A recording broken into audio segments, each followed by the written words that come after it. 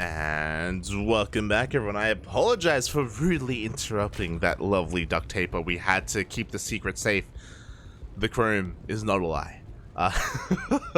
As we jump into this fresh best of 3 series, and spawning in the top left-hand corner of Neo Humanity, we have the South Korean Zerg player representing CranKy Gaming.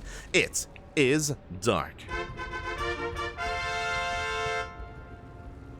And spawning in the bottom right hand corner, we have as opponent, we have the American Protoss player, the best player in all of North America, the reigning ESL Masters Americas champion, representing Maturino Esports. It is Astrea.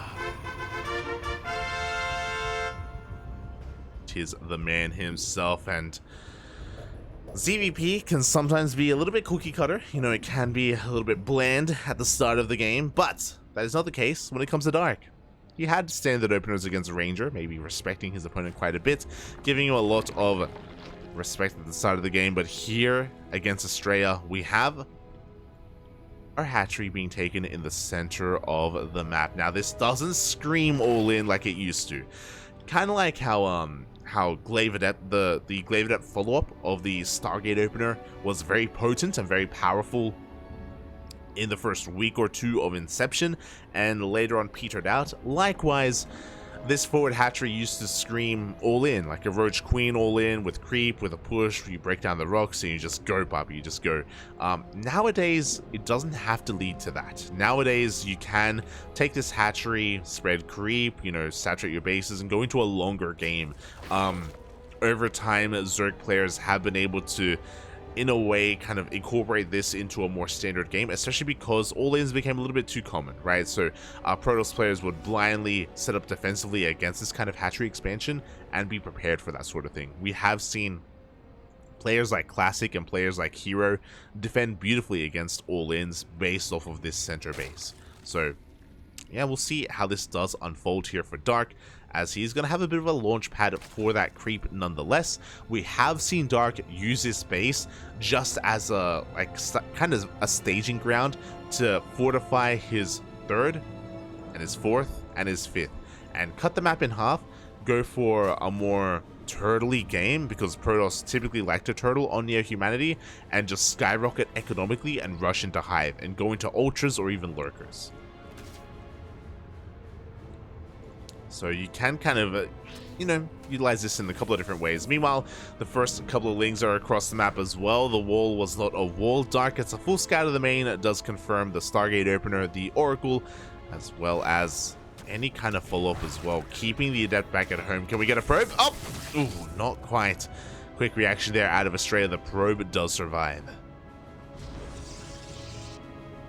Behind this, Dark has been droning. He's taking his third base, and as we can see, he did not rush into this gas geyser. He should be taking the Rich Vespian gas geyser momentarily, but for the time being, it just hasn't really been a priority. Like, he pulled out a gas at 100. Again, he's just focusing on mineral income. He's not rushing into a Roach Warren, rushing into Lair.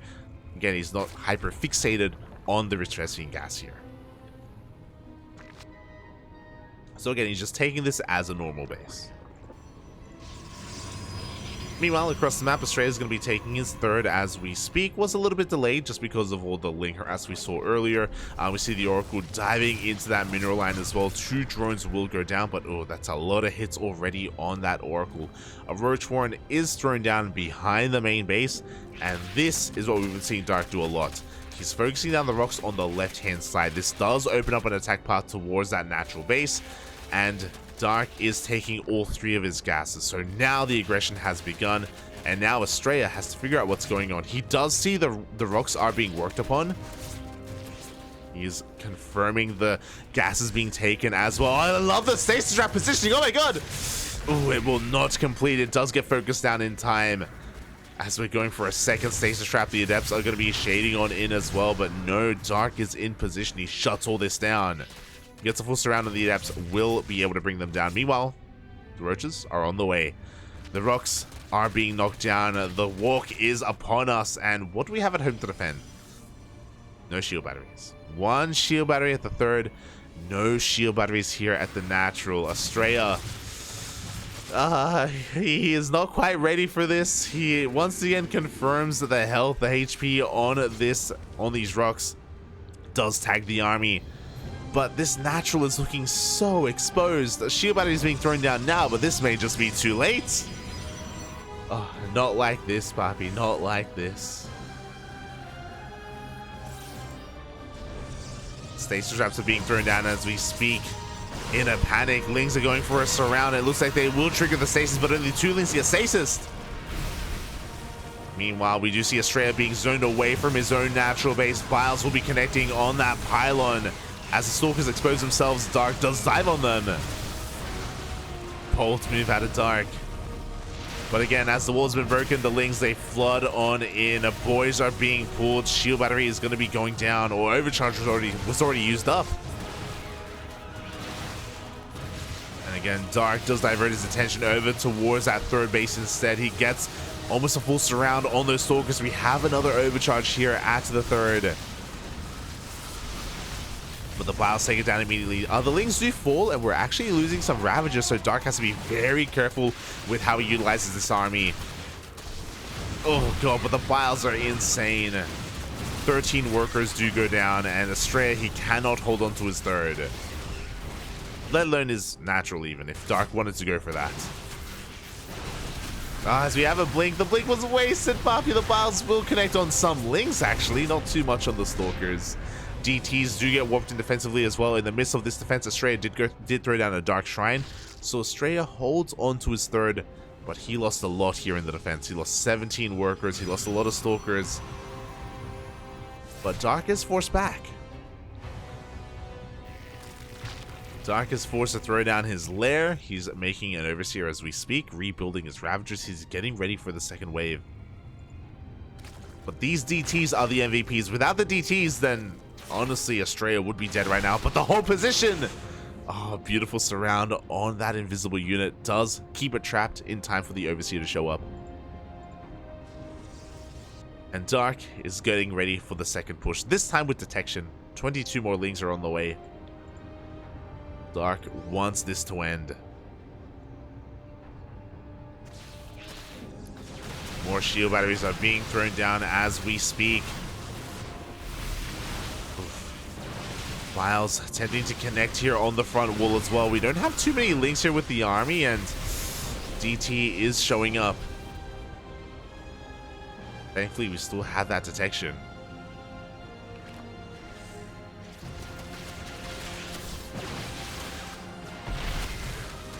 But with the death of this, Cyber Core, no more Stalkers or Adepts can be warped in defensively. Only those Zealots. As time goes on, Astrea's defense is getting stronger though, so Dark is on a bit of a timer.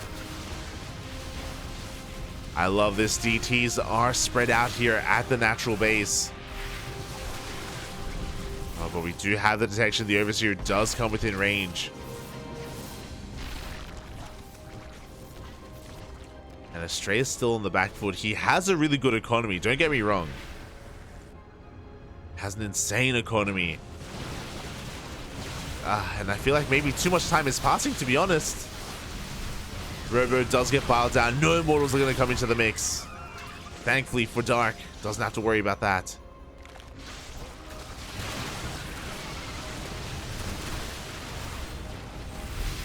But his attention is still being split between the bases, and yeah, he's droning. I think it looks like Dark has recognized he can't end the game. He was so close earlier. He was so close to ending it all.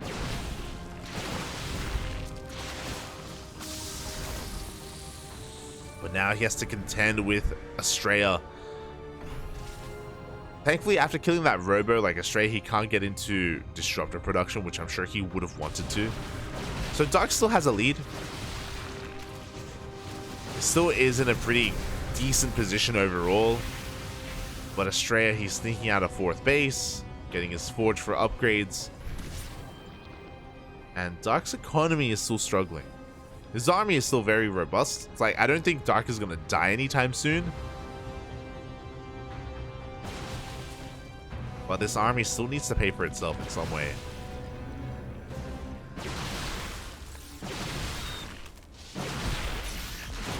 Oof. Another stasis trap does go off. Dark does have eyes on the would-be 4th base as well. And he is taking his own 4th behind. This is now finally saturating it, working up towards 66 workers. We'll see if he decides to drone up more from here, or if he just stays on a 66 drone count and just maxes out on Lingbane Roach Ravager. Which I imagine is going to be the case. I don't think Dark wants to go to the late game. But he's being forced all the way back. A couple more drones are being produced. Yeah, and there we go. Dark is taking up even further. He is going for the infestation pit. He throws out a macro hatch. He is droning. Dark has accepted that Astrea is going to be able to hold on, and now that disruptor count is going to get higher and higher. Now, if Astrea was crazy, and he is a little bit, he would throw down a Fleet Beacon and a Stargate. But he doesn't know if Dark is getting ready for another maxed out push. You know, like, he doesn't want to be too greedy. So getting into disruptors and getting a second robo is a very sensible reaction here out of Astrea. As he re-solidifies his position, throws down gateways, walls off, and is going to be turtling up on these 4 bases. Meanwhile, Dark is trying to get into his own economy, but is going to be losing some drones to these DTs.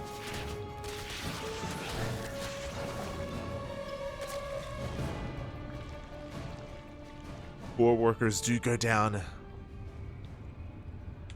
Dark is going to have to try to rebuild his queens as well. His queens died earlier, and he has a couple of active tumors, but only 2. He only has injecting queens. He doesn't have any queens spare to spread creep. Oof. As the hive is on the way. So the big tech that we kind of get from this hive is going to be Vipers. If we do get into Viper play, then Dark can deal with this army quite easily. Like, all he has to do is abduct those disruptors, and his Ling and Ravager army can deal with the rest. But before the Vipers pop out, this army from Astrea has a lot of potential. It is very threatening. And we're getting the answer for the Vipers. We have High Templar on the way, Storm on the horizon as well. High Templar, sure, they can shut down robo units like Disruptors and Colossi, but they can have a hard time against High Templar against Storm.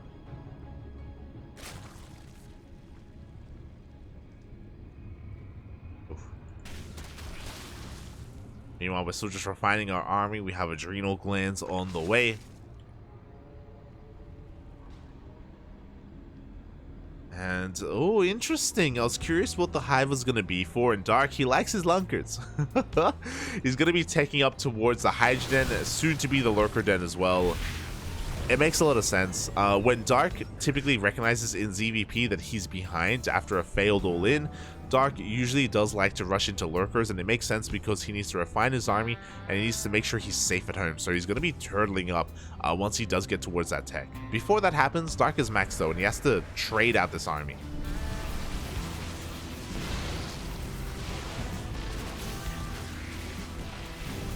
Ooh, as the Biles do rain down on the Oracles, one Oracle will go down. The Banelings they roll on in as well. Not going to be the best trades, Banelings against Stalkers and Archons, but, you know, we trade anyway. At the same time, you have another Baneling run by the right-hand side, but no, the Stasis Trap does go off, and Astrea defends beautifully, and now he can focus on his counterattack. Dark is in a lot of trouble. He has no Banelings left. He has a lot of Ravagers. It looks like Astrea, he's not going to pull the trigger. He will back off. Banelings, they're coming in from behind. And there is that Skytoss transition. Fleet Beacon, second Stargate, and +1 air attack. Oh boy, Dark is not ready for Skytoss. He's ready for ground toss. He's going to be taking into Lurkers, or Hydras and Lurkers. Not quite ready for carriers. Meanwhile, we have those Hydra upgrades on the way. Biles, oh my god, are not going to be connecting, just barely. As Astrea pushes on forward. Now, Hydra Lurker Viper can still work against Skytoss as well, but before that happens, Astrea, he's pushing deep onto creep. He's about to get surrounded. The Ravagers, they come in from behind. The Lings rush in as well. Astrea trapping himself. At the same time, Banelings do roll on into almost every single mineral line, the third base and the fourth. Astrea, in the blink of an eye, loses his economy and his army. Even though we have Skytoss on the way, even though we did need to trade out because Astrea was maxed, this is not the way to do it. Astrea is in a lot of trouble right now, and Dark has so much freedom. Like, that was such a good moment that he was able to take advantage of. Astrea just overextending, pushing onto creep, just cornering himself here, throwing everything away. And now there's that lurker. There's that lurker dead. Dark with so much map control, so much freedom. He pushes on in. He gets a kill on one of those High Templar. Meanwhile, another Baneling run by. Another mineral line going down. Oof. And the storms are okay, but it's fine. Like, we want to get rid of the Ling Roach, the Ravager. We're getting rid of them. We're getting into Hydras instead. GG gets called. Astrea doesn't have enough time to get into his Sky Toss, and Dark will take game one. GG. Things are looking pretty scary for Dark. As soon as we saw Astrea starting to turn out those carriers, I was really concerned for Dark getting into the late game. But Astrea, just a little bit overzealous. He overextended quite heavily. Did overextend, lost almost his entire army in the blink of an eye. Not just his army, but at the same time, Baneling counterattacks, Baneling run-bys at his 4th and 5th base. Sorry, 3rd and 5th base, technically. And yeah, Astrea just lost so much momentum oh so quickly. And that's StarCraft. You know, it's a very fast game. Sometimes one wrong move can cost you a game. And there were two really crucial wrong moves there from Astrea.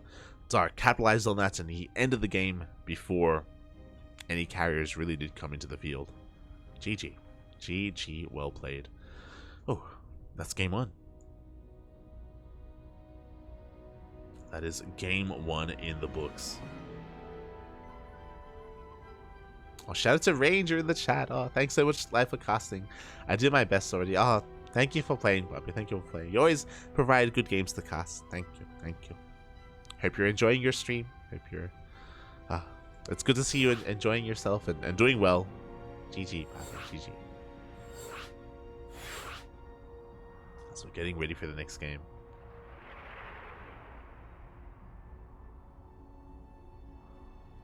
So juicy. Oh god, what's happening?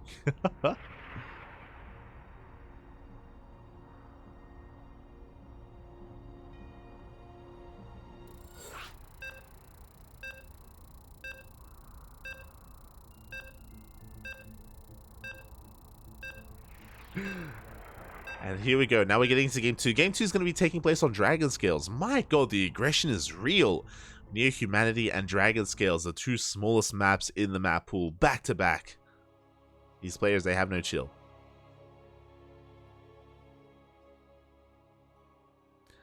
They have no chill. And spawning in the bottom right hand corner of Dragon Scales, we have the South Korean Zerg player currently leading the series 1-0, representing CranKy Z Gaming. It is Dark. And spawning in the top left hand corner, we have his opponent. We have the American Protoss representing Maturino Esports. It is Astrea.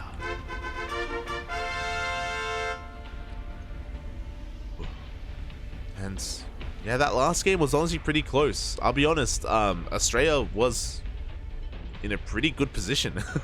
After defending the all-in, Astrea was in a commanding position from that point. I was really concerned for Dark coming into it, but we saw that Dark was able to come back, not just by capitalizing on some of Astrea's mistakes and winning these big fights, but more importantly, the run-bys. Multiple times we saw Dark just go for these Baneling counterattacks at just the right moment when Astrea was busy with his own aggression, and Dark was just doing so well with that, just eviscerating mineral line after mineral line. So as the game went on, as the game got a little bit more chaotic, Dark, he thrived in the chaos, and that's just the kind of player he is. So yeah, he was able to just create these good opportunities for himself to come back in that game. Again, after having a rough transition out of the all-in. But I don't think that's going to stop him. I'm of two minds. Either one, Dark respects Astrea's defensive play enough where he's going to go for a more standard mid game, or Dark's like, you know what? I'm just going to double down. I know I can break you. I know I can pull this off. And Dragon Scales is another one of those maps where all-ins are quite prevalent from the Zerg, as Dark is going for a very fast hatchery. It was a hatch gas pool into his third hatchery as well. I believe that was his 21 or 20 drone to go for that. Very greedy stuff here out of Dark.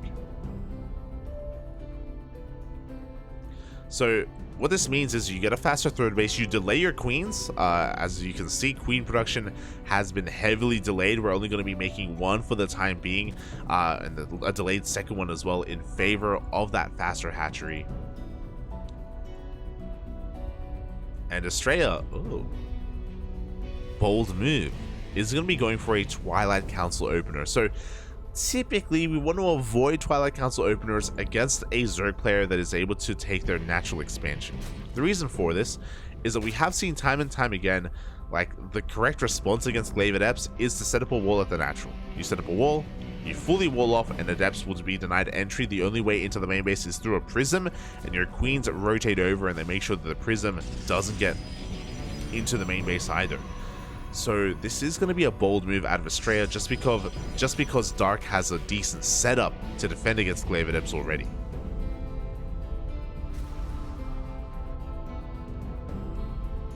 We have a Robo follow-up, and we're just going to be waiting for some additional gases to be taken before we commit to anything. Because it's 3 gates, it should be Glaives, and yep, there we go. We have pulled out a gas. Glaives is on the way. And we'll see how committed we're going to be as well. Oof. As the first Adept does barely survive on 2 HP. Oof, my god. Meanwhile, Dark throws down a Roach Warren. Very early Roach Warren, around a 3-minute 30 Roach Warren here from Dark. He smells that something is wrong, something is amiss. His Lings confirm the lack of third base. His Oracles, sorry, his Overlord's dipping in as well. Looks like Dark has recognized that it is the Twilight Council opener. I imagine probably also confirmed that that warp gate was not delayed. The Adepts are moving out. Dark is getting ready. Now, Spores still need to be thrown down because for all Dark knows, it's going to be an Adept DT variation, which do exist and can catch Zerg players off guard. Lings and Roaches are on the way. Dark is cutting drones here at 41. He had a couple more, but again, he is investing into these Spores. Adepts have been revealed. Spores moving on forward to zone away that Prism. Already the Prism is being pushed back. Is making its way towards the main base. We do have the Lings going to be chasing whatever they can. Roaches are already on the way. Get a great reaction so far out of Dark, but we'll see if he can keep up. All it takes is a shade or two. The Prism is diving into the main base. Lings are waiting for him. It looks like one queen goes down. The second queen as well. Oh, this is a lot of damage already. 3 queens fall to the Adepts. Behind this, Astrea is setting up an expansion. It was only 4 gate Glaive Adepts. It wasn't an all-in. It wasn't 6. As the Adepts shade in, they do focus down a Ravager. Oof. As the Lings get here just in time to get a surround, but the Adepts do shade once again. They head towards the natural base. Boys are being pulled. A lot of lost mine time, but at least we're keeping the workers alive. Only one drone. One drone has died so far this game for Dark. His Adept defense has been insane. Astrea looking for some more damage.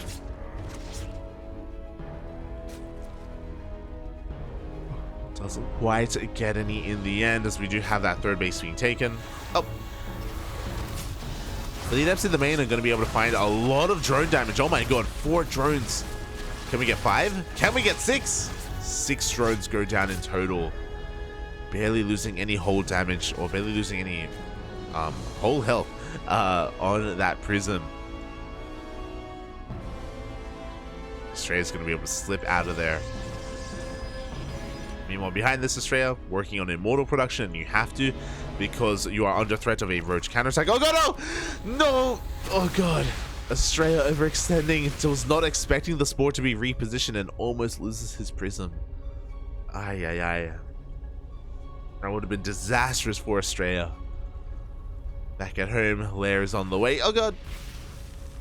As Dark is trying to be cheeky, trying to catch that prism with the vials.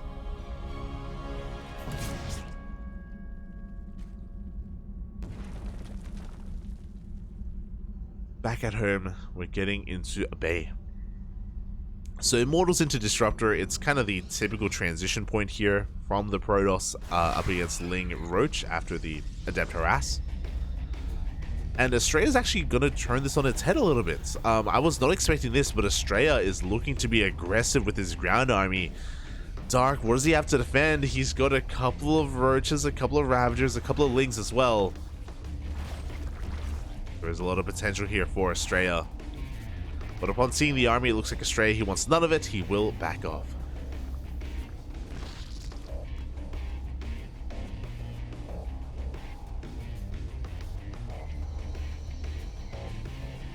And Dark will be able to take his 4th base behind. This is now safe and sound.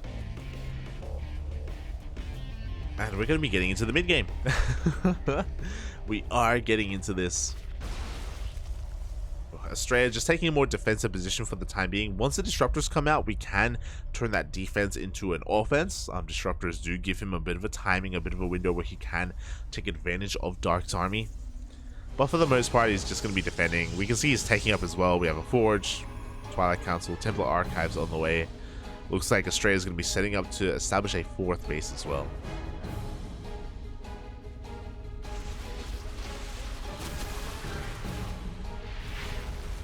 So after a wild start, things are going to be calming down. Going to be calming down as Dark as well as taking up into double Evo chambers, Infestation Pit on the way for Hive Tech to get into Vipers or just to tech towards Lurker play.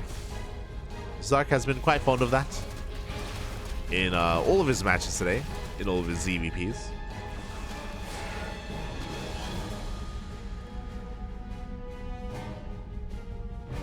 See how we can get there. As for, I'm kind of curious. Astrea still hasn't expanded. He still hasn't gone for his 4th base. And okay, there we go. I was like, what's going on, Bobby? We're going to be going for a 3-base all-in. The answer is no. The answer is that the 4th is just a little bit more delayed than normal, but is now being taken by Astrea. It's probably just feeling not the most confident in moving out. I wanted to make sure that his army was solid enough to take this 4th. Meanwhile, we have a pretty decent Adept hit squad here on the left-hand side. There are Lings to defend and 1 Baneling, but 1 Baneling is not going to be enough. The Prism is going to be distracting the army. We have the main force of Astrea clearing up whatever creep he can, and here come those Adepts. Oof. But he does spot all those Banelings being morphed in. He doesn't know the progression on those Banelings, so he doesn't want to test his luck. He'll back off. Those Banelings were being morphed in just in time for Dark.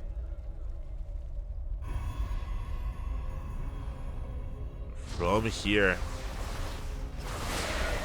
Astrea looking to find some value here with these Adepts from the early game. Banelings, they roll on in. They're going to be able to clean up these Adepts. Ooh, as they barely do shade away. And Dark, he's done driven. He's at 79 workers here, almost 80 on the breaking point here of 80 workers.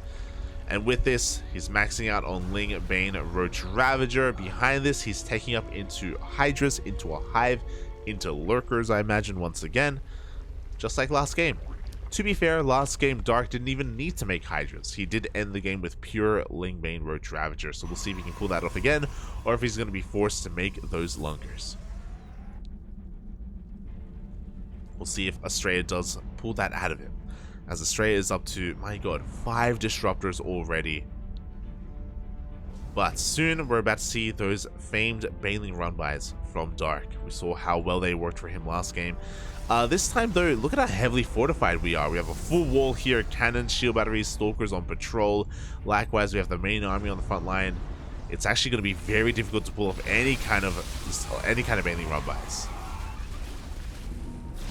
Any at all. We do see the Zealot Rumble on the left-hand side being cleaned up at the same time. Dark, threatening his army at that 4th base. The depths do shade in. Just keeping Dark busy, giving Astrea more time to max out with more Archons, with more Immortals, more shield batteries as well. No transition into Skytoss yet. But I do think that soon, especially looking at this army, looking at how beefy it is, I do think that it would be wise for Astrea to start working towards a 2nd Stargate soon.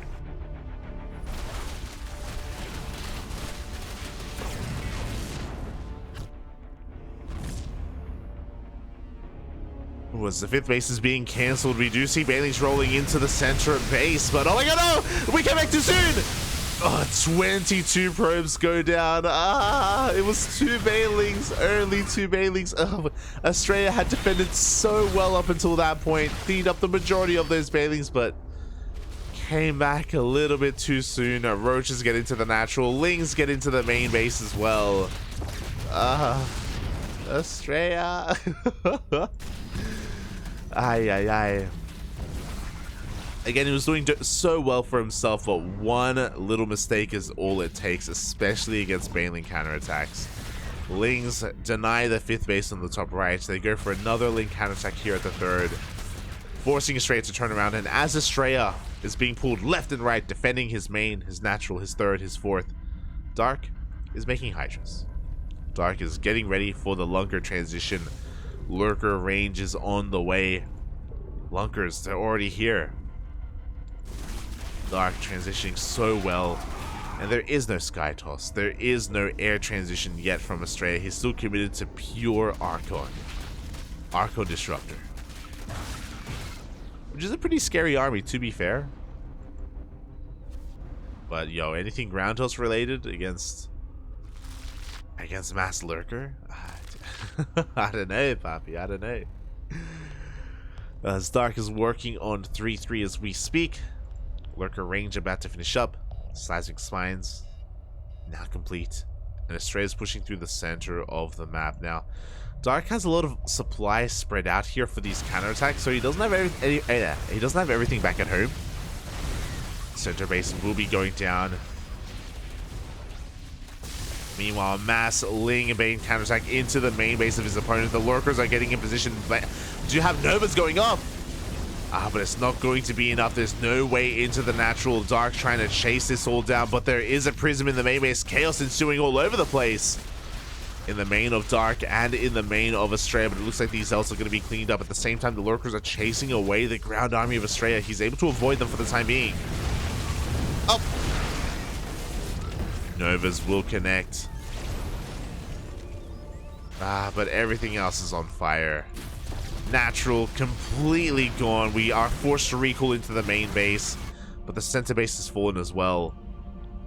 Astrea losing 44 workers, and even though Dark also lost a lot in his main base, he didn't lose any hatcheries. Or he lost his center base, sure, but he's still on a 5 base economy.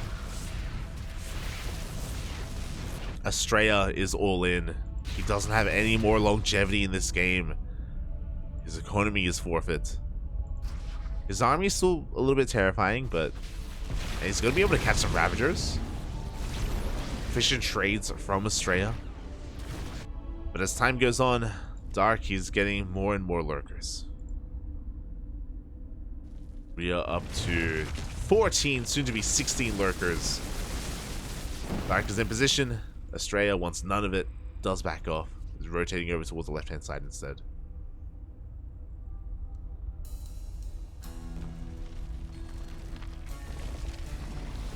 He's forcing Dark to split up his forces. Lurkers have to be left here at the triangular 3rd. Meanwhile, Baneling round by. Just getting what little is left that's across the map. Astrea is down to 7 probes. 7 probes remaining here for. Sorry, I meant to say 5. But he still has a terrifying army. He still has a more like a pretty competitive army compared to what Dark has. We have this around the Lurkers. They come in from behind. There is no way out. Astrea just being forced into a corner. Yeah, and he's going to be losing everything. He runs through every single lurker spine imaginable. GG gets called, and Dark will take the series 2-0. GG.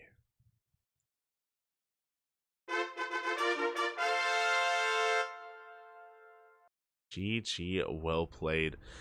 Once again, 2 games in a row, bailing run-bys. Even game 1, if you weren't here for the first game of this series, Dark won off of his harassment, won off of his bailing run-bys, just completely pulling Astrea apart. And to be fair, it wasn't just bailing run-bys, it was also Link counterattacks, Ravager counterattacks, Roach run-bys as well. The harassment of Dark forced Astrea all in, pulled him apart, and forcing a Protoss all in when you have mass lurker back at home, like that's a Zerg player's wet dream. Forcing a Protoss to push into lurkers is always ideal, and yeah, Dark just having full control towards the end of that game. Leading into the mid game, and the mid game itself was a little bit more back and forth, and Astrea was holding his own, but once the counterattacks begun, once Dark maxed out, it was a completely different story. GG. GG. How many probes lost that game? I don't. A lot. Too many is what I'm gonna say to that. Don't know any specifics. I don't know if I want to know specifics, to be honest. Oof.